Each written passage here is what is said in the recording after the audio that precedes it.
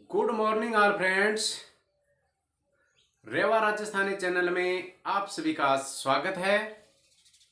मेरा वीडियो आपको अच्छा लगे तो लाइक, सब्सक्राइब और अपने दोस्तों के पास शेयर जरूर करेंगे।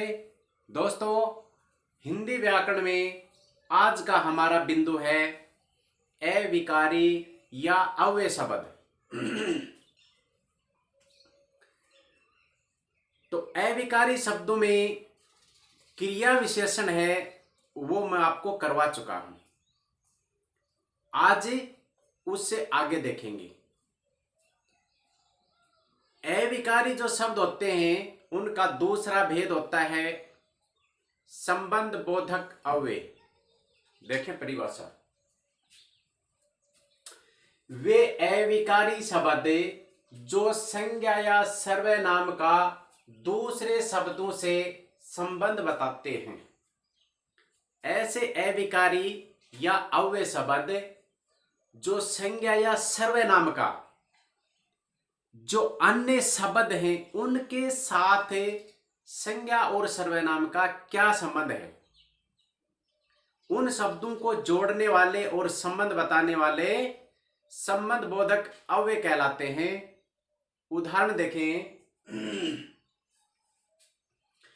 जयपुर दौसा, जयपुर के निकट दौसा है।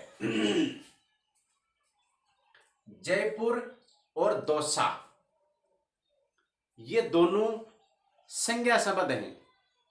इन दोनों का संबंध क्या है कि दोनों एक दूसरे के निकट हैं या पास हैं। तो निकट जो शब्द है ये संबंध बोधक अव्यय है। दूसरा उदाहरण देखें, विद्यालय के सामने बगीचा है। विद्यालय और बगीचा दोनों संज्ञा शब्द हैं, लेकिन दोनों में संबंध क्या है कि सामने, यानी कि विद्यालय है उसके सामने बगीचा है, तो सामने जो शब्द है संबंध बोधक अव्यय की श्रेणी में आता है। तीसरा उदाहरण देखें,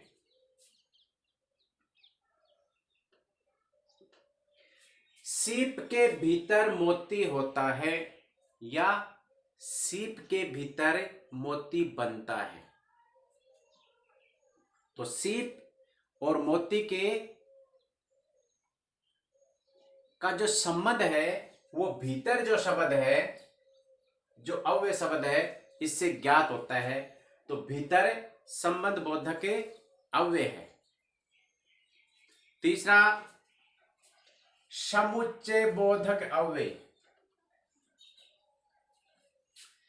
वे अव्यय शब्द जो दो वाक्यांशों या वाक्यों को जोड़ते हैं या दो शब्दों को जोड़ते हैं, समुच्चय बोधक अव्यय कहलाते हैं। यानी कि दो वाक्यों या वाक्यांशों को जोड़ने का काम करते हैं, समुच्चय बोधक अव्यय कहलाते हैं।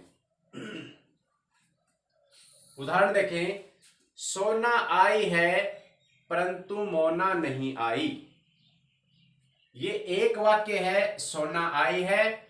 दूसरा वाक्य है, मोना नहीं आई। इन दोनों को जोड़ने का काम करता है परंतु। तो परंतु जो शब्द है समुच्चय बोधक अव्यय है। दूसरा उदाहरण देखें, मैं आज यहीं रुकूंगा क्योंकि रात हो गई। मैं आज यहीं रुकूंगा क्योंकि रात हो गई। तो मैं आज यहीं रुकूंगा एक वाक्य है, रात हो गई दूसरा वाक्य है। इन दोनों वाक्यों को जोड़ने का काम करता है क्योंकि। तो क्योंकि है ये समुच्चय बोधक अव्यय है। इसके साथ अथवा, या, और, अर्थात, इसलिए, लेकिन इनके द्वारा जो वाक्य जोड़े जाते हैं समुच्चय बोधक अव्यय कहलाते हैं। तीसरा भेद देखें, विस्मयादि बोधक। वे अव्यय शब्द जो हर्ष, शोक, घृणा, विस्मय, खुशी का बोध कराते हैं, विस्मयादि बोधक अव्यय कहलाते हैं।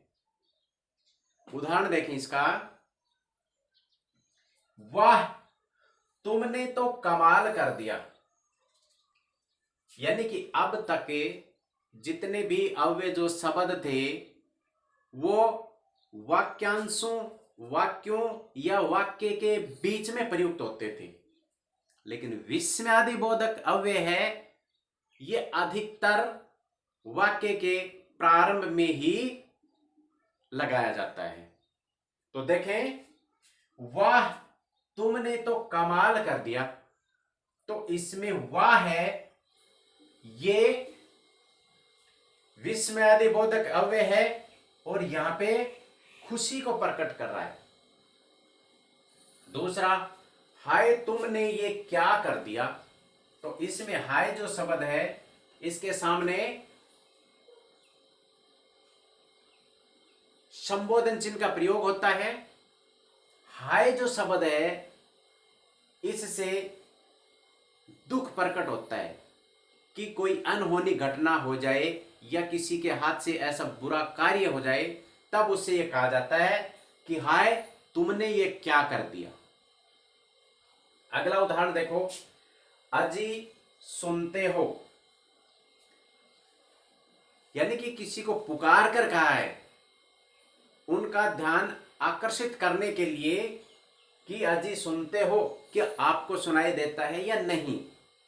तो इसमें अजी जो शब्द है विस्मयादि बोधक अव्यय है। विस्मयादि बोधक अव्यय यानी कि अव्यय के का बिंदु है आज यहीं समाप्त हो गया है। जो भी उदाहरण या परिभाषा आपके समझ में नहीं आए तो कृपया कमेंट करके आप पूछ सकते हैं। धन्यवाद। सादर नमस्कार।